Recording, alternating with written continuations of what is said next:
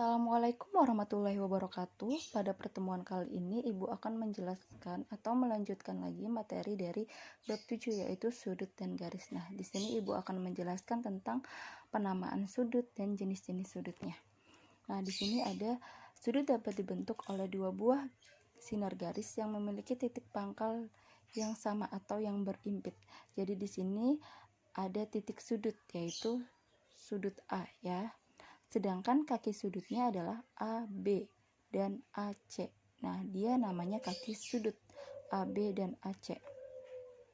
Nah, jadi di sini ada daerah yang diasir atau daerah sudut. Kemudian di sini ada simbol sudut ya. Nah, ini namanya simbol sudut. Sudut satu huruf misalnya sudut A, sudut B, sudut C. Sudut tiga huruf misalnya sudut ABC, sudut DAB. Kemudian di sini ada jenis-jenis sudut. Sudut siku-siku yaitu sudut yang besarnya 90 derajat. Sudut lancip yaitu sudut yang besarnya antara 0 derajat dan 90 derajat. Sudut refleks yaitu sudut yang besarnya antara 180 derajat dan 360 derajat. Nah, di sini ada contoh soalnya. Tentukan nilai A dan X pada gambar di bawah ini. Jadi soal nomor 1 suruh mencari nilai A-nya, sedangkan soal nomor 2 suruh mencari nilai X-nya. Nah, jadi kalau sudut refleks itu dia satu lingkaran penuh. Besarnya adalah 360 derajat. Nah, ini dia seperti lingkaran. Jadi besarnya adalah 360 derajat sudut refleks. Nah, kalau kita gambar, dia juga membentuk satu buah lingkaran, satu lingkaran penuh yang besarnya adalah 360 derajat. Maka tinggal kita jumlahkan aja semuanya. 83 derajat ditambah 152 derajat ditambah A derajat sama dengan 360 derajat. Nah, 83 ditambah 152 adalah 235 derajat ditambah A derajat sama dengan 360 derajat. Karena kita mau menghitung A-nya atau mencari nilai A-nya, maka A sama dengan 360. Nah, 235-nya pindah ruas ke sebelah kanan, dari positif menjadi negatif, berubah tandanya.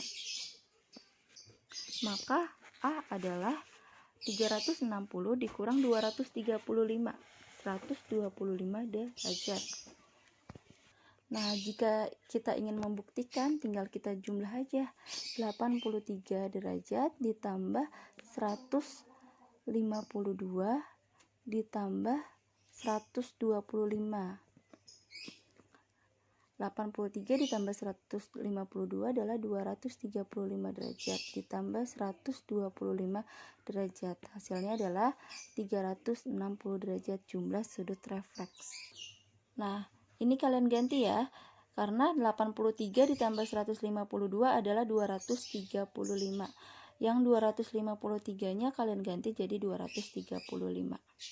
Nah, untuk contoh soal nomor 2 ini dia ada sudut siku-sikunya, besarnya adalah 90 derajat ya.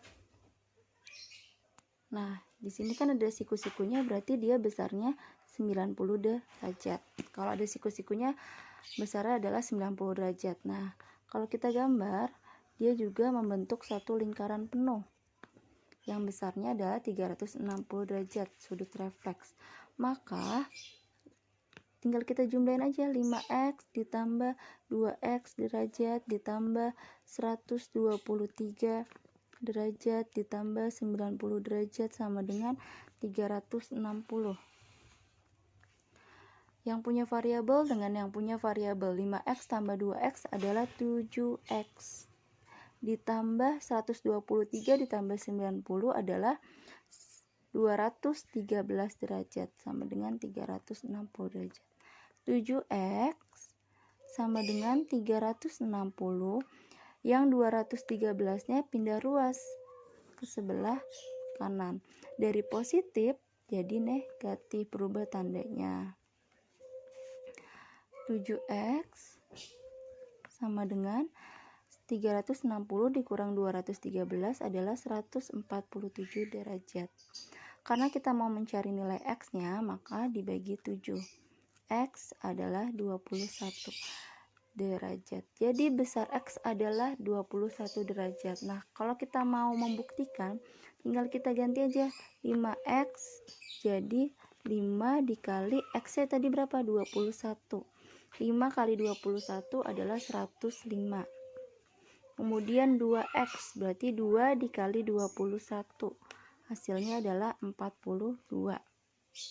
Ditambah 123. Ditambah 90. Maka hasilnya adalah jumlah sudut refleks, yaitu 360 derajat. Nah, yang selanjutnya Ibu akan menjelaskan tentang cara menentukan besar sudut terkecil yang dibentuk oleh jarum jam. Besar sudut dalam satu putaran penuh 360 derajat. Dalam satu putaran terdiri atas 12 jam. Maka sudut yang terbentuk oleh jarum pendek, nah 12 jam besar sudutnya 360 derajat. 1 jam besar sudutnya adalah 30 derajat. Dari mana? Dari 360 dibagi dengan 12. Kalian ganti ya, ini bukan 60 tapi 12.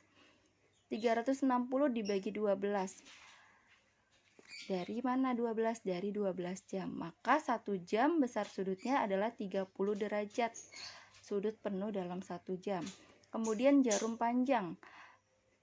Jarum panjang besar sudutnya adalah 6 derajat setiap 1 menit.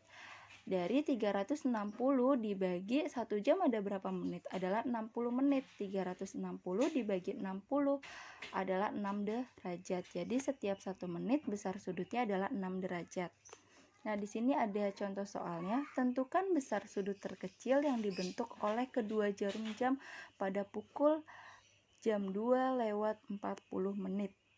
Nah, kita bikin dulu ya jarum jam.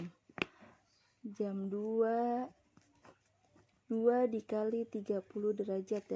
Dari mana 30-nya? Dari rumusnya. 2-nya dari mana? Dari soalnya. Kalau jam 8 ya berarti di sini jam 8 ya. Ditambah, kita tulis dulu rumusnya, 60 dikali 30.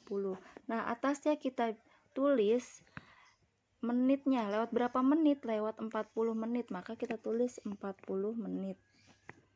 Nah, habis itu 2 kali 30 adalah 60 derajat ya. Ditambah, biar mudah kita coret. Berarti 60-nya sisa 2 dari 60 bagi 30 ya. 40 bagi 2 adalah 20. Jadi 60 ditambah 20 adalah 80 derajat ya. Kemudian kita mencari jarum menit. Jarum menitnya lewat berapa menit ini? 40 menit.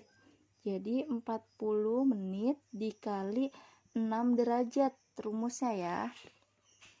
6 derajat sama dengan 240 derajat. Nah, setelah itu sudut terkecilnya cari. Yang besar dikurangi yang kecil. Jadi 240 derajat dikurangi 80 derajat. Hasilnya adalah 160 derajat. Jadi sudut terkecil dari jam 2 lewat 40 menit adalah 160 derajat.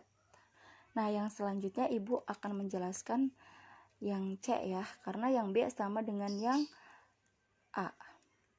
Jam 11 lewat 13 menit. Sama ya, bikin dulu jarum jamnya. Jam 11 dikali 30 derajat. Ditambah per 60 dikali 30. Atasnya lewat berapa menit? 13 menit, berarti 13.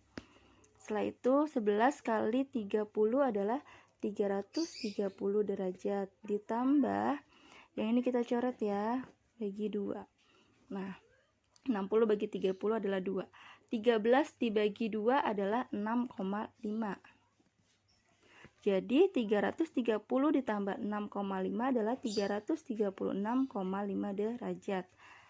Nah, setelah itu kita mencari jarum menitnya. Lewat berapa menit? 13 menit. 13 kali 6 derajat. Dari rumusnya 6 derajat ya. 13 kali 6 adalah 78 derajat.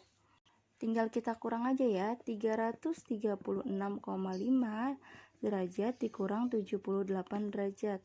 Hasilnya adalah 258,5 derajat. Nah, karena sudut terkecilnya lebih dari 180 derajat nih, ini kan 258,5. Karena dia lebih dari 180, maka harus dikurangi dengan 360. Jadi sudut terkecilnya adalah 360 derajat dikurangi 258,5 derajat. Hasilnya adalah 101,5 derajat. Nah, jadi kalau yang hasil sudut terkecilnya lebih dari 180, maka harus dikurangi dengan 360 derajat. Kalau contoh soal yang A kan dia kurang dari 180 ya, jadi nggak perlu dikurangi dengan 360.